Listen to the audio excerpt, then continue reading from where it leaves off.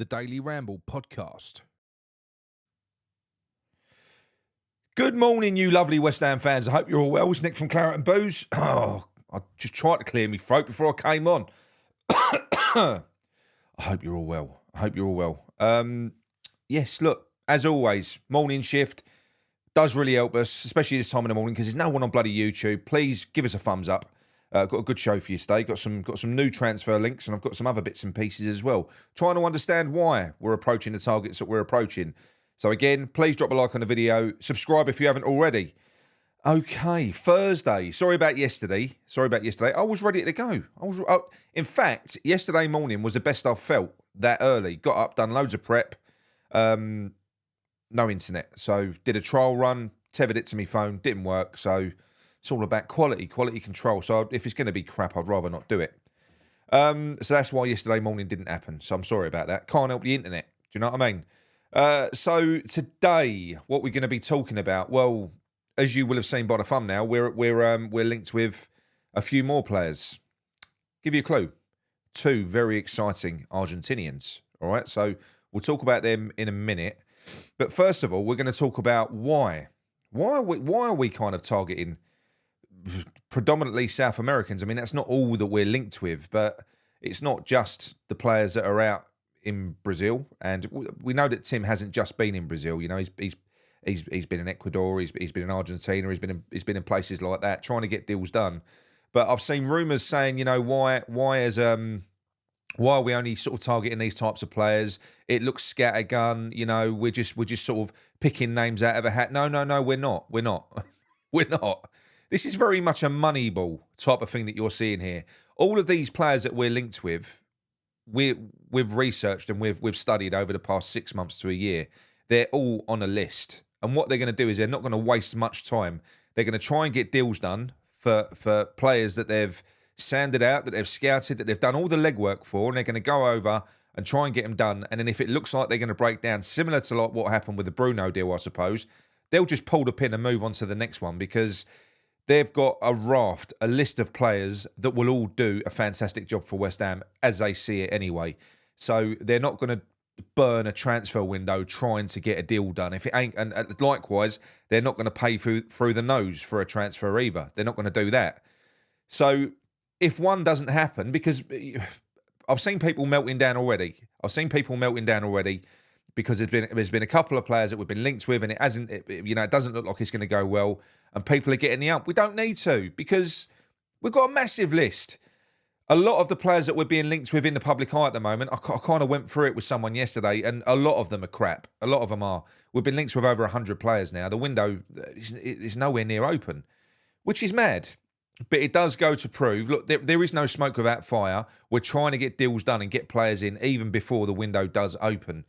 Now, the first one is Guilherme. Guilherme is done. It was confirmed. It was confirmed by Fabrizio Romano in very cagey fashion a few days ago. It was kind of here we go.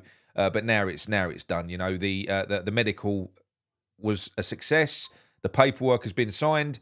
His media work has been done. We're expecting an official announcement today. I don't know whether what they're going to do is they're going to announce the new player in the new shirt. I don't know. Let's just hope that they've shifted enough of their old shirts, I suppose, because that can be the only reason we're holding off on that on the new kit. I don't know, but yeah. So Guilherme will be announced today. But why are we approaching a lot of South Americans? You know, because there's a lot. You know, there is another player which I'm hoping I can give to you tomorrow morning as well. But there's one name in particular that I've known about for a while, which I've had to hold back on, but I can give you that now because it's out. It was reported yesterday. It was out in the press. So that's a very exciting one. But yeah, the other name I can give you tomorrow. But why are we doing that? You know, Lopetegui, he's being brought in because he's going to be a massive squad rebuild. You know, huge new old players out, new players in, all these different languages. You know, because not every South American talks the same language. You know, Brazilian speak Portuguese, Brazilians speak Portuguese, and you know, Argentinians speak Spanish. It does, and we are linked with a couple of French players as well. Now, I didn't know this. I didn't know this because this would be daunting for somebody like a David Moyes. I'll use him for an example, because we know that his time in Spain wasn't very successful. He did. He learned. He tried to learn the lingo. Do you know what I mean? But it hasn't. It hasn't gone very well. It hasn't gone very well. Lopetegui is fluent in Spanish. Obviously, that's his native tongue. He's fluent in English. He's fluent in French. And he is also fluent in Portuguese. These are the languages that this guy can communicate to his players in. And I read an article yesterday in the Molyneux News that basically said as much. And it said that Lopetegui, when he was interviewed about this, he thinks it's incredibly important to be able to communicate with players in their native tongue. And then we went even further than that, and we found that in his time, when he came into Real Madrid, that was around about the time that Vinicius Junior was brought in as well. There's a quote from Vinicius Junior saying the same thing, saying that Julian Lopetegui's really helped me since I've been in because he can communicate with me in my own language. There's sense to this. And again, it does kind of feed in to the fact that we probably were always going to get Lopetegui. It was always lined up because of these key attributes, because this is feeding into the targets, the South American targets, because you can't just bring. I know football is a universal language. I get that, right? But you've got to be able to communicate with players in their native tongue. I think you have, and it was a breath of fresh air when I read that article yesterday. It made me a whole lot easier in terms of these players being able to bed in when they come down. He's a smart guy, and apparently he can just sort of switch tongues as well. Lopetegui, when he's talking, he can communicate really fluently, really freely, and switch between players. That's brilliant. That is absolutely wonderful. Good news. So that is why we're targeting South American players. The reason we are linked with loads and loads of players is because we're not dicking around anymore. We're not gonna burn through a window waiting for someone to make their mind up or stuff like that. It isn't scattergun. It isn't. They're not panicking. They're not fussed. If one of their targets doesn't come off, they move on to the next one on the list. They've got a load of them, and it's all data driven. Everything's data driven. This player can do the same job as that player. It don't matter. Fuck it. We'll move on to him next. So as we know, we've got Guilherme over the line. All right, we've got Guilherme over the line, a player who predominantly operated on the right hand side for Palmeiras. I'm sure it was Palmeiras we got him from, but he is a player that is said to be a central player at heart. When he came through the youth system and stuff like that, he is a central player. But, quite often when youth players do come through, they do get shunted out to the wing because less damage can be done if they lose the ball and stuff like that. But ultimately, that is how people who know what Brazilian football is, they see him as a central player, as an 8 and a 10. Well, I was very upset when we lost Manuel Lanzini. He's probably one of...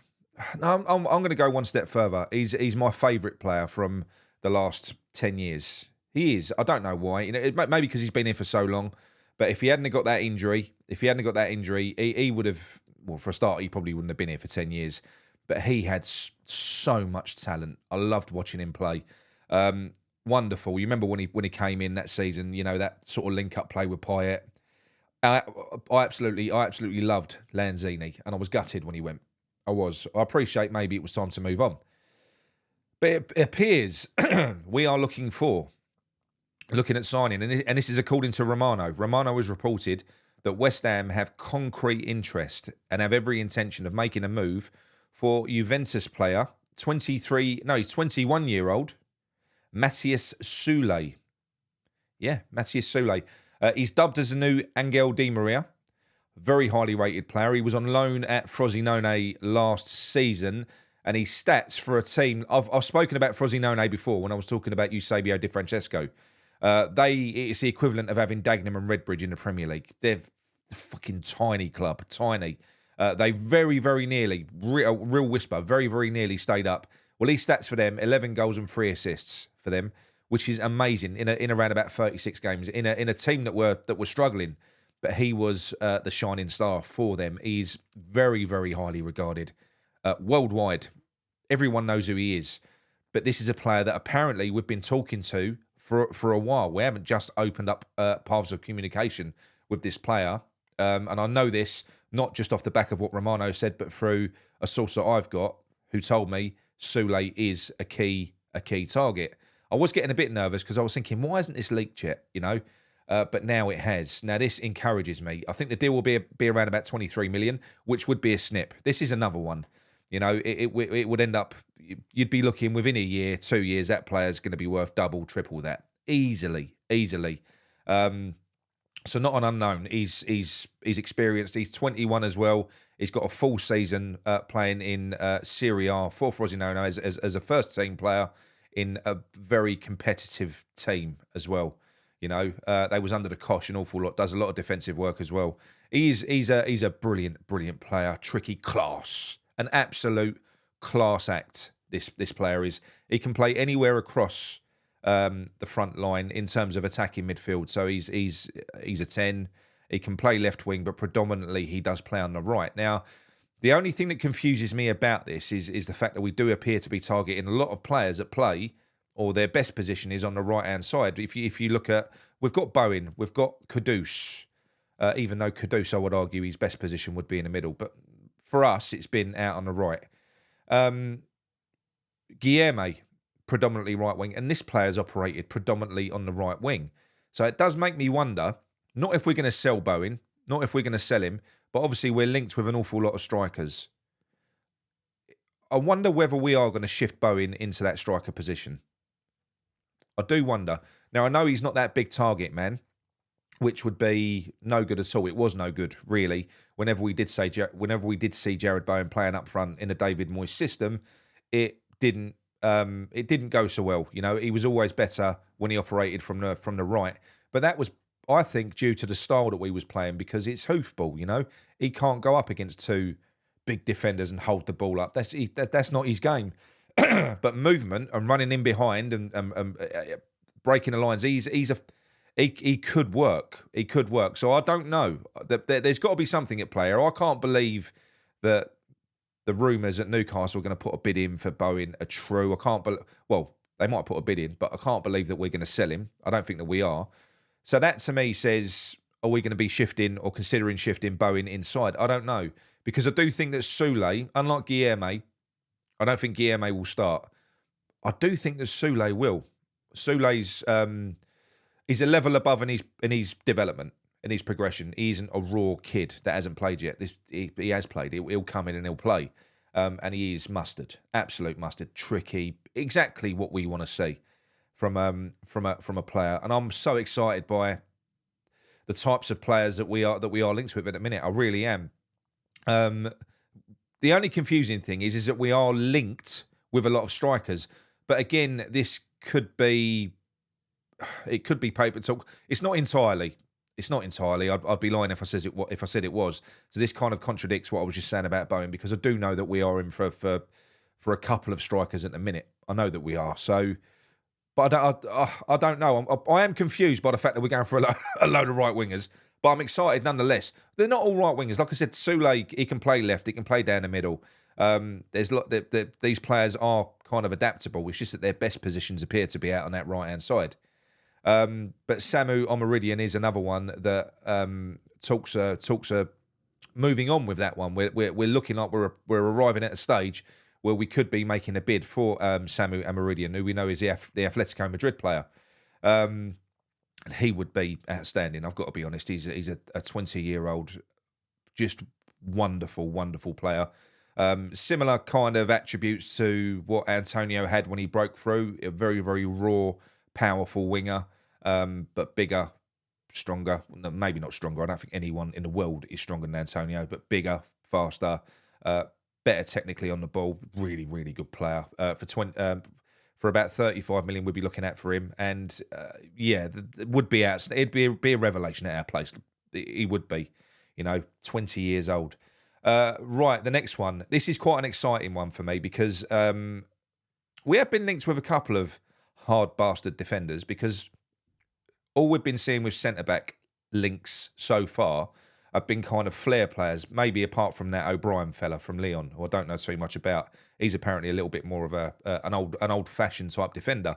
because I do think that you need balance in centre-back. You do need someone who's an old-fashioned, no-nonsense centre-back, somebody that will just take control, put a crunching tackle in, and, you know, then you can have your flair defenders, your modern defenders either side. That's what you can do. And we are said to be, I think it was DiMaggio reported this, and a top Italian journalist who doesn't bullshit, can't think of his name, reported that we are opening talks for Naem Perez of Udinese, who is a 23-year-old Argentinian centre-back. If you was looking at kind of putting him up against another defender in the Premier League that you might have seen in terms of making a comparison, you'd be looking at Romero from Tottenham. Except this player isn't as rash, but he is every bit as big, strong, nasty, aggressive. But he's more controlled. You know, it's not because Romero's this psycho hard man. He's rash. Like, I mean, we complain about Alvarez being rash. Romero's a nutcase. He's a walking yellow card, walking red card on many occasions. But this player is exactly like that. It'd be like having Alvarez in defence. No fucking nonsense. Loves a tackle. Brilliant at tackling. But he's one of those players that does, you know, the Dawson tackles that we used to love, where he'll take the ball, but he'll take the player as well. Hard as nails, really no nonsense. He is quite cultured as well.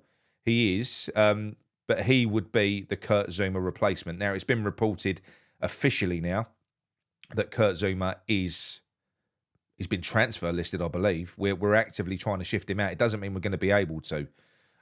So I do think they're going to do everything they can, even if it comes to the point where they have to come to some sort of mutual agreement with Kurt Zouma to pay him off and get him out. I think he's gone this season. So you do need a replacement, and Naem Perez would be outstanding. And it makes far more sense paying 18 million for a 23-year-old Argentinian player in this mould, a fantastic player, than it would us going out and paying 45 million for Max Kilman, who we're linked with. That I don't understand at all. You know, I would love the player. Don't get me wrong. I'd be over the moon if we landed Max Kilman, but not for 45 million. That's ridiculous money. It really is. We've overpaid for centre-backs in the past 5 years. We overpaid for Aguirre. We overpaid for Zouma. We didn't overpay for Mavropanos. That was a good deal. But we can't go spending 40. That's if the rumours are true about how much we've got. That's half our pot on one centre back. I don't personally think there's anything in the Max Kilman story. I think it's the fact that he excelled under Lopetegui, and it's lazy journalism and it's a lazy link. Maybe the player wants to join. I don't know, but I really can't see us paying 45 million for Max Kilman. I can't. So yeah, look, it's exciting stuff as far as I'm concerned in terms of the players that we are being linked with. I know it is a bit scattergun. I've not even mentioned 2/3 of the players that we're linked with because, like I said to you, I'm trying to rationalise. But for me, yeah, like I said, Guilherme. If our first signings are Guilherme, Soule and Perez, and if we went out and got someone like Omeridian, and not to mention the midfield as well, the midfield needs to be sorted. I know that there's rumours that Leverkusen are going out there and they're stepping up their bid for Garcia, but from what I'm being told, we're still well in the running for the Garcia deal. We're not out of it yet. It never was nailed on that we was going to be able to swoop in and take Garcia, by the way, because Leverkusen had already done the groundwork. They already had a deal agreed in principle, but there must have been something there for Garcia to even entertain talking to Lopetegui and for us to even try and intercept that deal. There has to be something in that. So I'm not going to let go of that. But if Garcia goes to Leverkusen, we'll move on to other targets. Like I was saying at the start of the video, it is like a Moneyball thing. They'll have somebody else lined up, but he is a top player. I hope that we get Garcia. But look, I didn't say good morning to everyone, so I'm gonna quickly flick through now just to say good morning before we move on to the next section. So we've got David Riley. Good morning. Got Mr. Green Badge. We've got Dale Saunders. We've got Andrew Wyatt. Good morning, Alec. Morning, Keith. Morning, Richard. Oh, Louis. Big shout out to Louis as well. Louis doing the old couch to 5K. he's been peeling himself out of bed at 5 in the morning this week. He's done really well. Well done, mate. You're smashing it. Our own James. We've got Michael Vickers, Richie Gardner, Dino, Banana Cat, Mr. A. Hello, Australian Tony, Adrian Whitfield, and we've got Stefan Chiffers from Thummerthat again. Good morning, mate. Good morning. What we got here? We've got Dave from Raynham. We've got Wasim Butt. We've got Happy. Good morning, Happy. Colin Jones, Tom Jackson, John Pitcher, Frankie. Right, that is everyone. That is everyone. Morning, Nick. This is better than getting up with Mr. Motivator. I'm not quite Mr. Motivator, am I? I must admit, I'm getting better in the mornings in terms of, look, I'm an early riser anyway. I am, but I don't wake up forever. You know, round about mid-morning to lunchtime for me normally. But this has actually been good for me because I'm forcing myself to wake up. And I do feel better first thing. So, yeah, it's been good. Good morning, Nicola. Good morning, Dags Boss. Right, that is everyone. I can't do that all day long. Are there any questions in there? What are your thoughts on... I'll tell you what, I'll ask Happy, because I know that Happy had a bit of an obsession, an unhealthy obsession with Manu Lanzini. Would you be excited with the signing of Matthias Sule? I mean, I would. It's a great name as well, you know.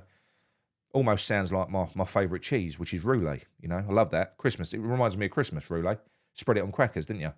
But yeah, I think it'd be brilliant. And like I've said, I do honestly think that this model is like the Moneyball model. Like we said, we've got a team of analysts that are in there.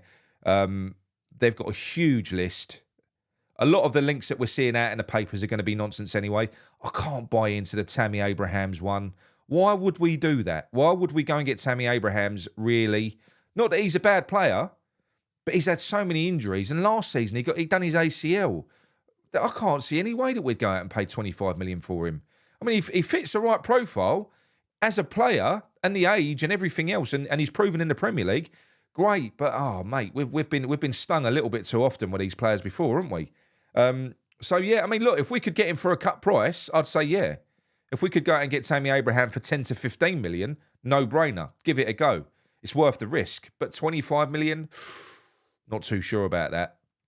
And plus, I'm kind of more excited by other players that we're linked with as well.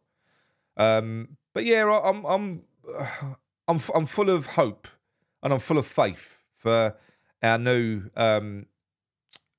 for our new sort of management team with Lopetegui. I think he is working well with Tim Steiten. I hope that if that one player, because the rumour is, you know, the Garcia one, the only thing that fucking annoyed me yesterday, and I don't know whether there's any truth in this, the only player that I know Lopetegui has asked if we can go out and try and sign is that Garcia, right? He wants a player. So he's like, can you get me that player? And from what I've seen, we did put a bid in, but if the article was to be believed, we lowballed it. Now, I hope that that's not true, because that's bullshit. And it's a wrong foot to get off on with the manager, if that is the case. But again, it's just an article. I don't know whether it's true. I've not been told that personally. I would hope that with a new manager, we would go out and try. You've got to give him something. You've got to give him one of his own players. And I'm sure that Tim wouldn't go out and sign a player if he didn't think that it would fit into the manager's system. But like I said, there's other players that we can move on to. We can move on to Fofana and things like that. But look, I'll tell you what I'll do. We'll go to the masturbator and I'll talk to you in a minute. Here we go. Sam the masturbator. How you doing, everyone? So I'm a bit of a sweaty mess. I just finished football. But I was supposed to do it earlier, but I forgot. Right, I've got a question for you all. And it's not food related, it's actually football related for once. I've been asked this question before by my brothers. And not all of them West Ham fans. Some of them don't get it. But what would you rather? England win the Euros or West Ham win the FA Cup next year? Me personally, couldn't give a fuck about the Euros. I'd rather see West Ham win the FA Cup. Might be wrong for that, but what do you reckon? That's a big one. I don't think it is. I don't think it is. And I don't think it's just West Ham fans that feel like this either. But tell me in the chat, that is a very, very good question because the Euros is about to start. It's starting tomorrow. It's Germany, Scotland, isn't it? So, yeah, be the first of Scotland's hidings of the Euros. Oh, poor bastards. But at least they're there. It's the taking part that counts. If you was given a choice, England to win the Euros this summer or West Ham to win the FA Cup next year, what do you choose? I think I'm going to make a guess that the vast majority of people... And look, there's not a right and wrong answer here because if you're an England fan as much as you're a West Ham fan, there's no shame in that. There's no shame in that at all. But I do believe that the vast majority will go with club over country.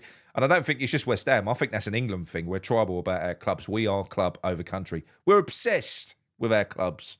We are. I'm not seeing one yet. Have we got any that would say England? Because it's starting. That's now, you know. The Euros, it's happening now. Is there not one person that would take an England win? You know, I'll tell you what. Let me expand it. I'm gonna build this out. Right. England win the Euros, and Jared Bowen gets a hat trick in the final. So West Ham win the Euros, or West Ham win the FA Cup next year. So a Jared Bowen hat trick in the final. So it can't be argued. West Ham have won the Euros. Would you take that, Bowen and the Euros, or would you take West Ham in an FA Cup? Would that sway you? How about that? Come on, I'll wait a second to see what the answers are. No, look. Tony says no. Ruthless. We're ruthless. That's a tougher one though, isn't it? Imagine how sweet that'd be. Imagine how sweet that would be. Still the FA Cup. Yeah, do you know what? I'd love it. I've never got over 2006. I've never got over it. You know, that was both my best and worst day. It was so depressing on the way back. But yeah, Mandy, do a poll. I can't. I ain't got time. It takes me 5 minutes to do it. Otherwise, I would do. But yeah, I am interested. Has anyone said it? Oh, here you go. See, it's different, isn't it? Because Louis a West Ham nut. He is, but he's Italian. He loves his Italian roots, and he is an Italian national team fanatic. So Louis would take Scamacca scoring a hat trick in Italy, winning it. How comes we don't feel the same in England? Because it is weird, isn't it? It is weird. I wonder if I ask this question again, because I don't think there's much excitement around the Euros. But I wonder if we start really well, we go through the group stages, we play really fucking well, and we're in the latters, in the semi, because that's when I'll get interested, really, you know, because I'm a bit of a fake England fan, you know. If we get to a semi-final, all of a sudden I'll buy a top, and I'll start going out and watching them and everything. But yeah, I don't know. I wonder whether it would change then once you start getting close. You know, we're drawn against Germany or something like that, because you do get roped into it once you start getting into the latter stages. So I'm going to ask the question again as a tournament progresses, because it will be interesting. Yeah, look, I don't think. Yeah, everyone's saying the same thing. FA Cup, I love it. Right, look, that is it from me. Thank you very much for joining me again. I'm going to see you tomorrow. I'm hoping I can give you that last player that I've been holding on to tomorrow morning. Because, yeah, look, I built this up so much, you'll probably go, is that it? I'm really excited about it anyway. But anyway, look, I'm going to move on to you. I'm going to move on to Jay now. See you all tomorrow. Have a great day. Almost a weekend. Carry your heads.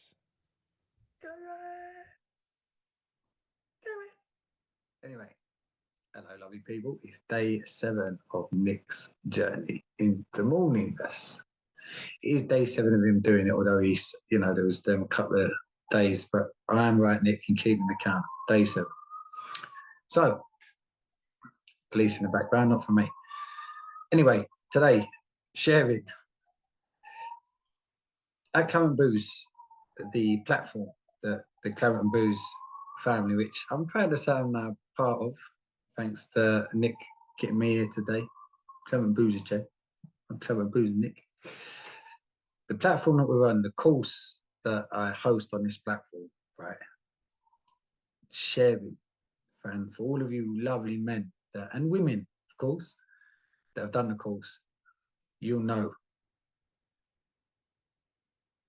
When you choose to share how you truly feel, something so basic, something that you'd want all your kids to always do with you, the mum, you, the dad, always tell me how you feel, babe. Like, tell me how you really feel.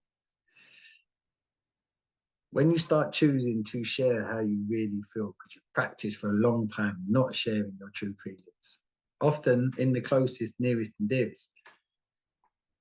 But when you do, when you choose to share how you truly feel, and you're lucky enough to be around people that give a fuck, that actually listen when you're sharing, acknowledge you, it is the most fucking beautiful experience. Shout out to everyone on Claret and Booze, you lovely men, you lovely women, for being on the course and for sharing. Life changing.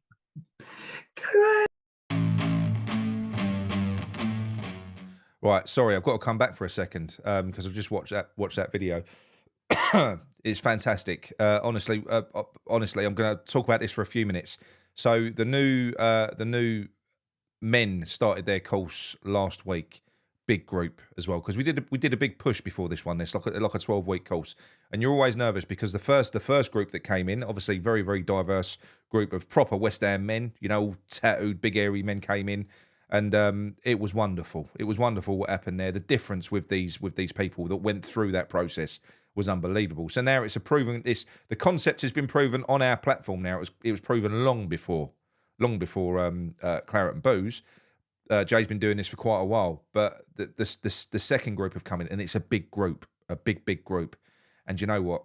It's unbelievable. And people are already saying, you know, they're buying into it, they're listening, because some of the guys from the first course have come in to reassure the guys that are on the second course as well, which has made Jay's job even easier in terms of getting the message across, and people are buying into it from day one, which didn't happen on the last course. It took Jay a little bit of time to break down the barriers. They're straight into it, and the feedback from people is unbelievable.